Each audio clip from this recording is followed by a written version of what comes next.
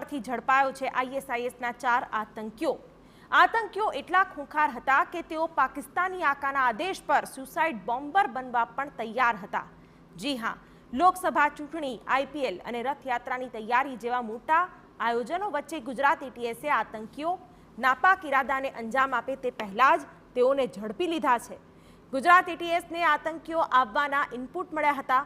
આતંકીઓ ક્યારે અને કેવી રીતે આવવાના છે તેની માહિતી મેળવવા ગુજરાત ATSએ શ્રીલંકા સુધી તપાસ લંબાવી હતી।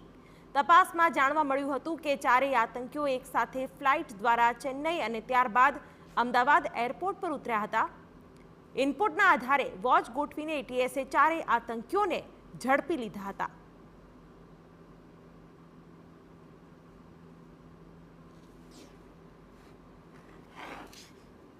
ત્યાં પણ આપણને જાણવા મળ્યું કે આ 4 લોકો એક જ પીનાર નંબરમાં કોલંબોથી ચેન્નઈ આવવાના છે। માહિતી પાકી થતા અમદાવાદ એરપોર્ટ ઉપર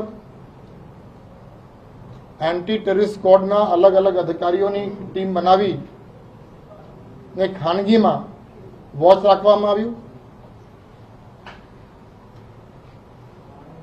આ 4 લોકો 19મી તારીખે સવારે 3 વાગે શ્રીલંકાથી ચેન્નઈ પહોંચ્યા અને ચેન્નઈથી ઇન્ડિગો ફ્લાઇટ 6E848 માં રવાના થઈ 19મી તારીખે સાંજે આશરે 8 વાગે અમદાવાદ એરપોર્ટ પહોંચ્યા। તો ગુજરાત ATSની તપાસમાં ખુલાસો થયો છે કે આરોપીઓનું પાકિસ્તાની આકા અબુના સતત સંપર્કમાં હતા અને આતંકી હુમલાને અંજામ આપવા અબુએ આતંકીઓને 4 લાખ રૂપિયા પણ આપ્યા હતા। દાવો છે કે આતંકીઓ ISISથી પ્રભાવિત હતા અને પાકિસ્તાની આકાના આદેશ પર સુસાઇડ બોમ્બર પણ બનવા તૈયાર હતા। અને એટલા હદે એ લોકો રેડિકલાઇઝ થઈ ગયા હતા કે એમાંથી અમુક લોકો તો સુસાઇડ બોમ્બિંગ કરવા માટે પણ તૈયારી દર્શાવી હતી।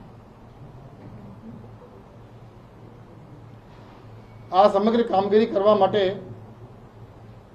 પાકિસ્તાન સ્થિત અબુ તેમને શ્રીલંકન કરન્સીમાં 4 લાખ રૂપિયા પણ આપ્યા હતા। એ બધું એમના પૂછપરછ દરમિયાન આપણને જાણવા મળ્યું। પછી એ લોકો પાસેથી 2 મોબાઈલ ફોન જે રિકવર કરવામાં આવી, એ મોબાઈલ ફોનમાં અલગ અલગ ફોટોગ્રાફ્સ છે, અલગ અલગ વિડીયોઝ છે, જેના ઉપરથી આ સાબિતી આપણને મળે છે કે એ લોકો ISISના સક્રિય સભ્ય બની ગયા હતા અને એના આઈડિયોલોજીમાં માનતા થઈ ગયા હતા।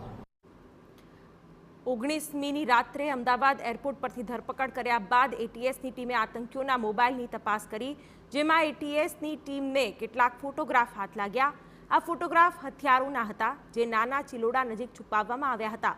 ATSની ટીમે આતંકીઓને સાથે રાખીને સર્ચ કરતા 3 પિસ્તોલ, 20 કારતૂસ સહિત ISISનો ઝંડો પણ મળી આવ્યો હતો, જે ઓપરેશનને અંજામ આપ્યા બાદ લગાવવાનો પ્લાન હતો।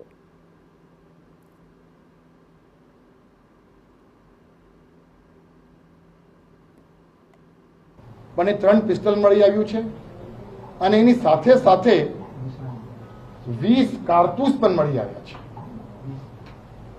એ 3 પિસ્તોલ લોડેડ હતી અને 3માંથી 2માં 7 અને 1માં 6 એમ કુલ 20 કાર્ટ્રિજીસ મળી આવ્યા છે। અને એ કાર્ટ્રિજના મથાળે FATA દરેક કાર્ટ્રિજમાં લખેલું છે ફાટા।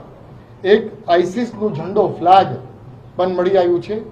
જે બાબતે પૂછતા એ લોકોએ કીધું કે અમને કહેવામાં આવ્યું હતું કે તમે કોઈ પણ જગ્યા આતંકવાદી કૃત્ય કરશો તો પછી આ ISISનો ઝંડો ત્યાં મૂકીને જ આવતો।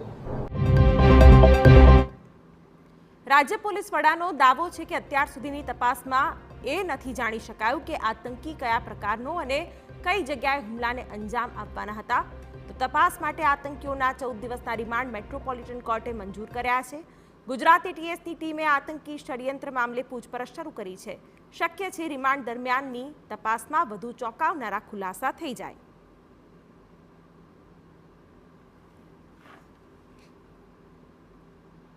આ આતંકવાદી કૃત્ય કઈ જગ્યાએ કરવાના હતા એ લોકો અત્યારે એવું કહે છે કે અબુએ એમને કીધું હતું કે તમે પહેલાં આ જે વેપન્સ છે એ તમે મેળવી લો, પછી તમને કહેવામાં આવશે કે તમે ક્યાં જવાના છો અને શું કરવાના છો.